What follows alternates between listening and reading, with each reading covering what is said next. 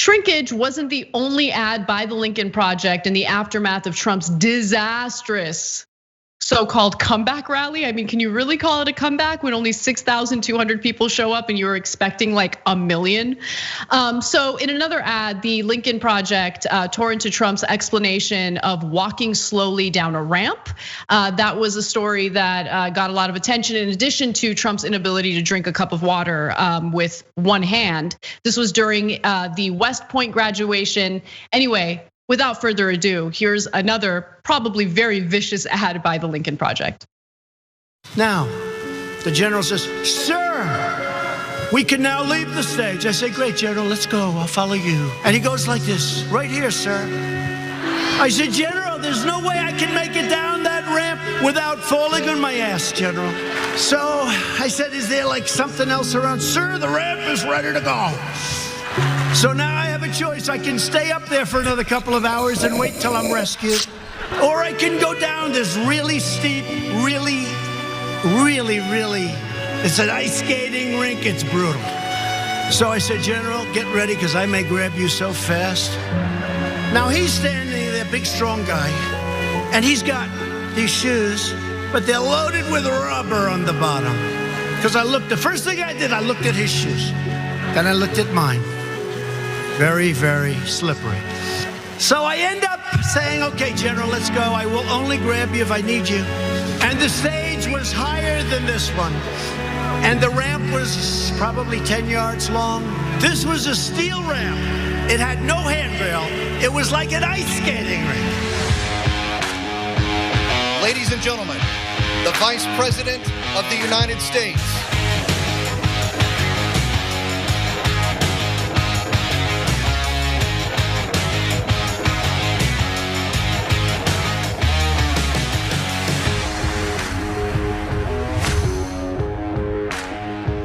Okay, I'm so happy. This is my genuine reaction to watching the ad for the first time. Our wonderful producer, Ashwarya, produced this story.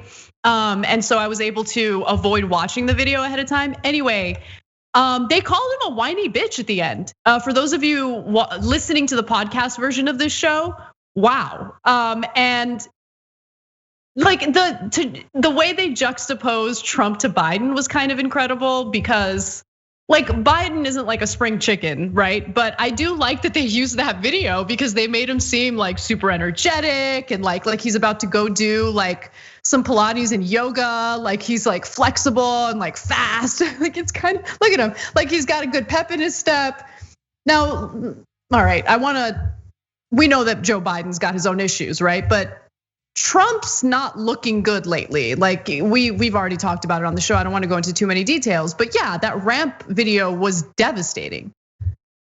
Yeah, so Anna, I think there's some chance that these Lincoln Project folks are watching the Young Turks. I'm not playing.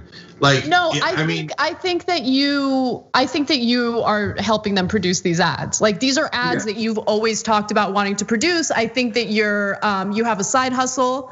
And that's what you're focusing on. Well, I'm working hard on producing the show along with our wonderful main show staff. So is that what's going on, Cenk?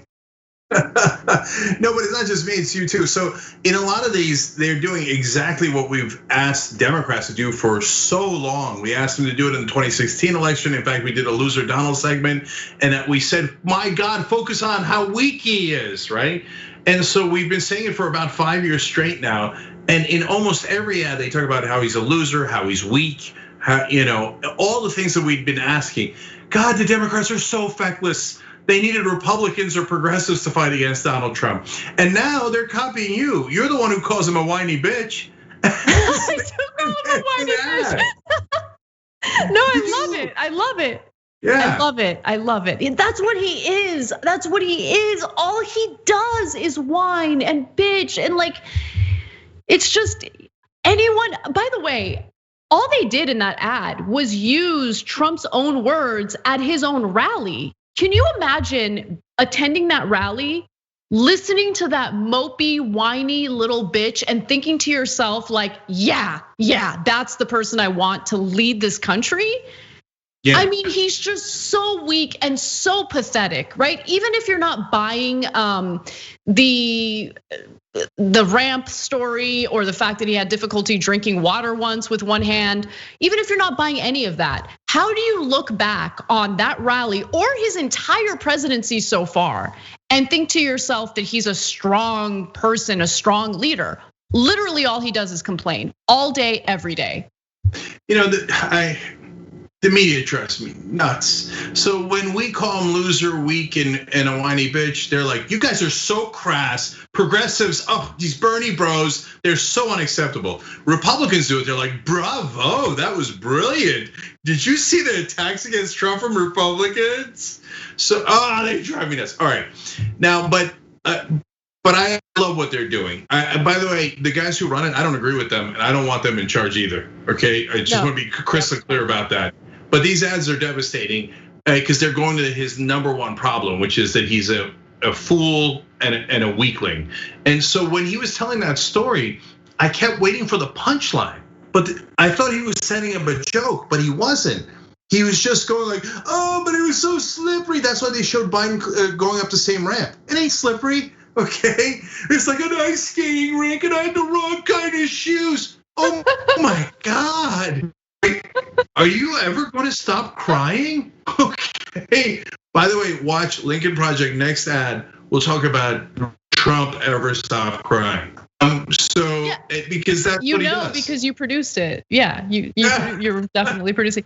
By the way, I just look for anyone who gets turned off by us applauding these ads because of the people who are behind them. Listen, we're battling the king of the White Walkers, okay? And sometimes, like, you got to work with the wildlings in order to get it done. Okay, you got to draw an alliance and get it done. So I have absolutely no love for the Steve Schmitz of the world or the Bill Kristols of the world or the George Conways of the world. No love, zero. But if I need to form some sort of an alliance temporarily to get Trump out, then I'm all for it, right? As long as these ads don't have any type of anti-progressive messaging, I'm all for it, period.